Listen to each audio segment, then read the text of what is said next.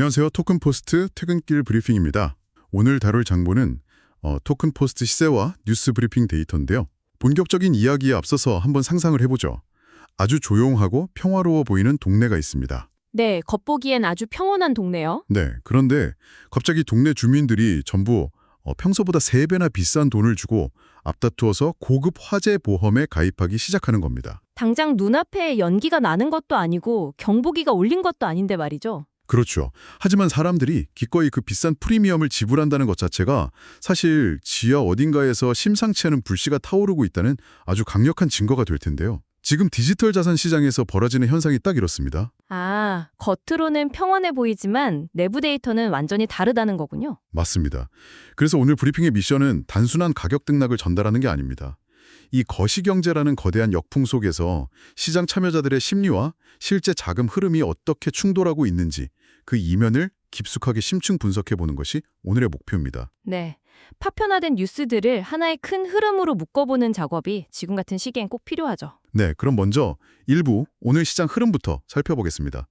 현재 비트코인은 전일 대비 0.12% 상승한 76,962달러, 그리고 이더리움은 0.87% 오른 2,135달러를 기록하며 약간 혼조세를 보이고 있습니다. 숫자만 보면 약간 상승했으니까 시장에 좀 안정을 찾았나 이렇게 생각하실 수도 있습니다. 네, 표면적으로는 그렇죠. 하지만 이 숫자에 도달하기 직전에 불과 며칠 전만 해도 비트코인이 82,000달러 선에 있었거든요. 아, 맞아요. 단기간에 76,800달러 선까지 훅 떨어졌었죠. 네, 거의 6% 가까이 급락하는 아주 아찔한 롤러코스터 장세가 있었다는 걸 잊으면 안 됩니다. 자, 그럼 이 부분을 한번 풀어보죠. 이걸 흔히들 거시경제의 강력한 역풍이라고 부르는데 저는 역풍이라기보다 약간 시장 전체를 끌어내리는 거대한 중력이라고 표현하고 싶거든요. 오, 중력이요? 네, 자전거를 타고 가는데 맞바람이 부는 정도가 아니라 아예 오르막길 경사가 가팔라져서 페달 자체를 밟기가 너무 힘든 그런 구조적인 저항이 생긴 것 같습니다. 아, 아주 적절한 비유네요. 바람은 지나가면 그만이지만 중력은 자산의 가치를 근본적으로 끌어내리는 힘이니까요. 이것을 더 큰 그림과 연결해 보면 이 거대한 역풍 혹은 중력의 실체는 바로 글로벌 채권금리 상승입니다. 채권 금리 상승요. 그러니까 안전하게 이자를 받을 수 있는 곳이 더 매력적으로 변했다 이런 뜻인데 압박이 어느 정도인가요? 지금 인플레이션 장기화 우려 때문에 유럽 중앙은행이 6월에 금리를 올릴 수 있다는 전망이 나오고요. 미국 연방준비제도 역시 12개월에서 18개월 내에 금리 인상 가능성까지 거론되는 상황입니다. 와, 금리를 내리는 게 아니라 오히려 인상할 수도 있다고요? 네, 게다가 가장 극적인 변화는 일본입니다. 일본의 20년 만기 국채 수익률이 무려 3.78%를 기록했어요. 3.78%요. 그게 어느 정도 수준인 건가요? 이게 1996년 이후 최고치입니다. 그러니까 시장 참여자들 입장에서는 거의 20여 년 만에 처음 보는 낯선 수치인 거죠. 여기서 잠깐 짚고 넘어갈게. 글로벌 투자자 입장에서는 일본 국채 금리가 오르는 게 디지털 자산 시장에 왜 그렇게 큰 악재가 되는 건가요? 철저히 자금의 논리 때문인데요. 그동안은 이자가 0%에 가까웠던 일본에서 값싸게 돈을 빌려서 비트코인 같은 고수익 위험 자산에 투자를 해왔거든요. 아, 이른바 엔캐리 트레이드 같은 거군요. 맞습니다. 그런데 일본 국채가 가만히 있어도 3.78%라는 확정 수익을 주니까 굳이 변동성 위험을 감수하면서 암호화폐 시장에 돈을 묻어둘 이유가 사라지는 겁니다. 아하. 결국 높은 금리라는 중력이 시장에 풀려있던 유동성을 안전자산 쪽으로 다 빨아들이고 있군요. 비트코인이 8만 달러를 못 지킨 이유가 여기 있었네요. 네, 거시적 압박이 그만큼 거세다는 뜻입니다. 자, 그럼 2부로 넘어가서 이 거시적 압박이 어떻게 구체적인 데이터로 나타나고 있는지 핵심 이슈들을 해설해보죠. 첫 번째 이슈는 ETF 대규모 순유출입니다. 상황이 꽤 심각하더라고요. 네, 지표들이 꽤 강하게 움직이고 있죠. 미국 비트코인 현물 ETF에서 하루 만에 무려 6억 4,900만 달러가 빠져나갔습니다. 이게 1월 29일 이후 최대 규모인데 블랙록 IBIT에서만 4억 4,800만 달러가 유출됐어요. 이 정도 수치면 단순한 차익 실현이라고 치부하기는 어렵습니다. 그렇죠. 밥값 벌려고 가볍게 파는 수준이 아니잖아요. 네, 글래스노드 온체인 데이터를 보면 이게 아주 구조적인 엑소더스라는 게 명확히 보입니다. 현물 시장 누적 거래량이 원래 1,690만 달러 순매수 우위였거든요. 네, 매수가 더 많았죠. 그런데 단 한 번의 움직임으로 마이너스 1억 2,620만 달러 순매도 우위로 급반전했습니다. 와, 한 번에요? 네, 거기다 무기한 선물 시장의 누적 거래량 역시 마이너스 3억 6,850만 달러까지 수직 낙하했습니다. 현물이랑 선물 시장 양쪽에서 기관들이 아주 대규모로 짐을 싸서 나가고 있다는 거네요. 그런데 제가 오프닝에서 화재 보험 이야기를 했잖아요. 진짜 놀라운 건 옵션 시장 지표였거든요. 아, 25델타 스큐 말씀이시군요. 네, 데이터 보니까 25델타 스큐가 10.9%에서 14.4%로 상승했던데 옵션 용어가 좀 어려우니까 투자자 입장에서 직관적으로 이게 무슨 의미인지 설명 부탁드릴게요. 오프닝에서 하신 화재 보험 비유가 딱 맞습니다.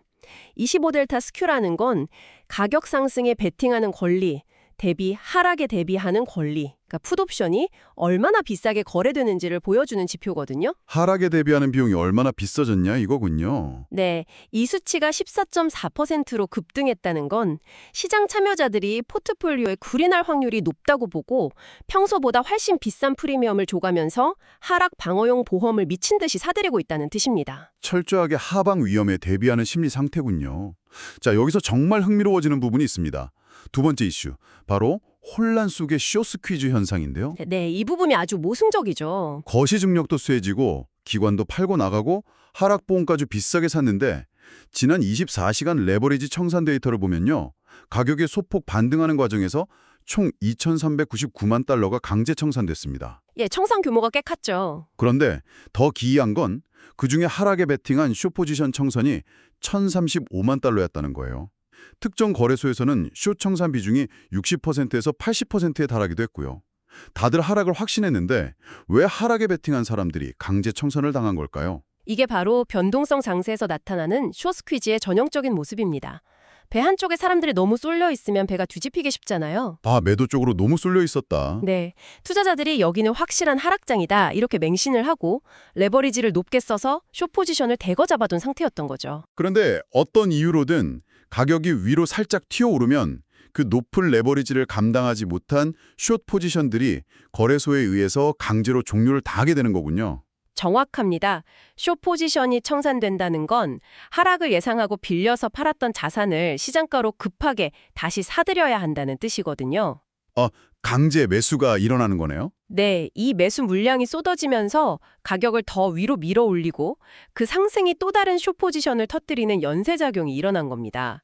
오히려 하락을 맹신했던 포지션들이 가격 하락을 일시적으로 방어해진 기현상이죠. 와, 확실한 하락장이라기보다는 포지션 충돌이 극심한 아주 팽팽한 변동성 장세라는 게 실감이 납니다.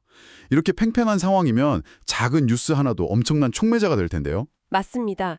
그래서 세 번째 이슈인 지정학적 변수와 미국의 정책 변화가 중요한 역할을 했습니다. 네, 시장의 숨통을 틔워준 두 가지 주요 뉴스가 있었죠. 첫 번째는 트럼프 현직 대통령이 걸프 동맹국들의 요청으로 이란에 대한 군사 공격을 2, 3일 연기했다는 소식입니다. 이 뉴스는 상당히 중요한 의미가 있습니다. 중동 리스크가 폭발하면 유가가 급등하고 이건 인플레이션 재점화로 이어져서 결국 또 금리 인상 압박이 되거든요. 아, 최악의 거시적 악순환이네요. 네, 그런데 이 시나리오가 일시적으로 연기되니까 시장이 잠시 안도의 한숨을 쉰 겁니다. 단기 반등과 숏스퀴즈를 유발한 첫 번째 불씨였죠. 그렇군요. 그리고 두 번째 불씨는 미국 백악관에서 나왔습니다. 관계자가 전력적 비트코인 비축 관련 발표가 곧 있을 것이라고 언급했어요. 이는 중요한 질문을 던집니다.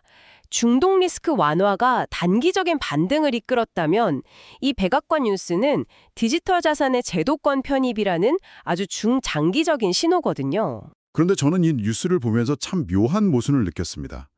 같은 시기에 미 공화당 의원들이 하원 주택 법안에 중앙은행 디지털 화폐, 즉 CBDC를 영구 금지하는 조항을 요구했단 말이죠. 네, 국가가 통제하는 화폐는 금지하겠다는 거죠. 그러니까 정부가 통제할 수 있는 CBDC는 철저히 배척하면서 누구도 통제할 수 없는 비트코인은 국가 전략 자산으로 비축하겠다.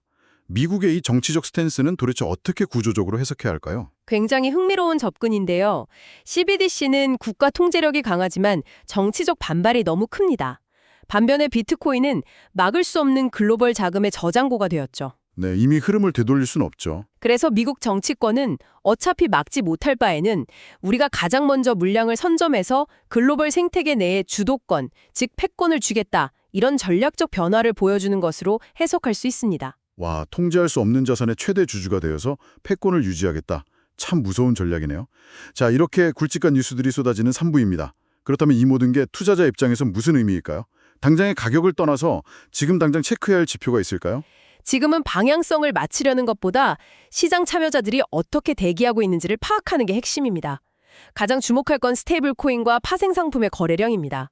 지난 24시간 동안 스테이블 코인 거래량이 무려 40.49%나 급증했더라고요. 네, 맞습니다. 그럼 사람들이 코인을 액티브 사고 파는 게 아니라 가치가 고정된 달러 연동 스테이블 코인으로 바꿔놓고 현금을 준 채 관망하고 있다. 이렇게 해석하면 될까요? 정확한 해석입니다. 적극적으로 방향에 베팅하기보다는 관망하는 대기 자금이 엄청나게 늘어나는 거죠. 게다가 파생상품 거래량도 18.49% 증가했는데 이건 단기 해칭에 주력하고 있다는 확실한 증거입니다. 또 하나 관점 포인트로 도미넌스 변화를 짚어주었어요. 비트코인 도미넌스는 60.04%로 살짝 하락했고 이더리움은 10.04%로 상승했죠. 네, 거기에다 솔라나, 도지코인, 하이퍼리퀴드 같은 알트코인들에서 변동성이 크게 나타나고 있습니다. 갈 곳 잃은 자금들이 알트코인 쪽으로 짧게 순환하고 있다는 거군요. 그럼 이런 상황에서 어떤 대응 전략이 객관적으로 유효할까요? 섣부른 추격 매수보다는 76,000달러 선, 그리고 그 아래인 74,000에서 75,000달러 지지선 구간이 어떻게 버텨주는지 확인하면서 분할 대응하는 것이 가장 안전한 접근입니다. 확인하고 대응하라, 명심해야겠네요. 오늘 나온 이야기 중에 가장 모순적이면서도 흥미로운 지점이 하나 있었습니다.